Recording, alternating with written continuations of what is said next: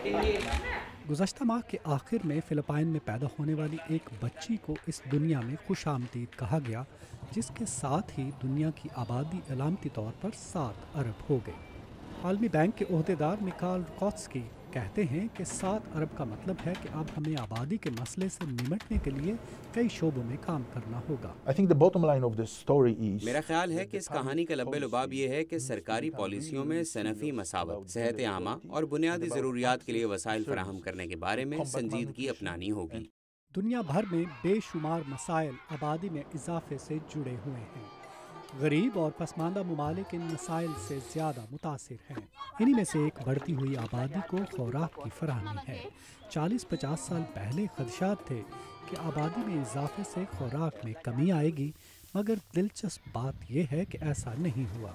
University of Michigan में population studies centre से मुंसलिक professor David लाम कहते हैं कि ये खदशात दुरुस्त साबित नहीं हुए। पिछले 50 सालों में दुनिया की आबादी में जिस तेज़ी से इजाफा हुआ है, उसकी वजह से वसाइल पर दबाव पड़ा है।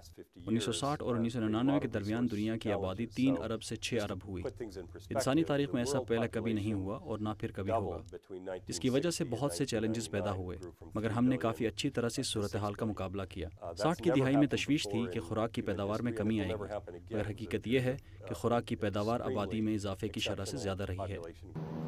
1804 में दुनिया की आबादी 1 अरब को पहुंची थी और फिर 100 साल से ज़्यादा अरसे में ये दुगना हुई। 20वीं सदी में आबादी की शरह में इंतहाई तेज़ी से इजाफा हुआ और सन 1998 में दुनिया की कुल आबादी 6 अरब हो चुकी थी। अक़वाम मुत्तहिदा के अंदाज़ों के मुताबिक सन 2025 तक दुनिया की आबादी 8 अरब तक पहुँच जाएगी।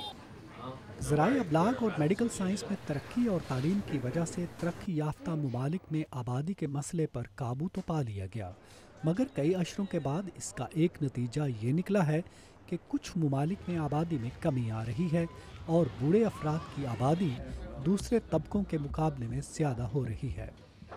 मगर दूसरी तरफ दुनिया भर की निस्फ आबादी ऐसे लोगों की है जो 25 साल से कम उम्र हैं।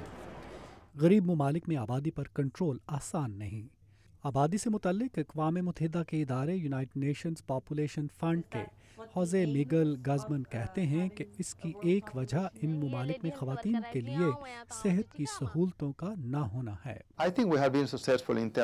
मेरे ख्याल में हमें लोगों में आगाही आम करने में कामयाबी हासिल हुई है, मगर अब भी बहुत से मसाइल मौजूद हैं, ख़ासतौर पर गरीब ममालिक जैसे अफ्रीका, जहाँ शरह पैदाइश बहुत ज़्यादा है।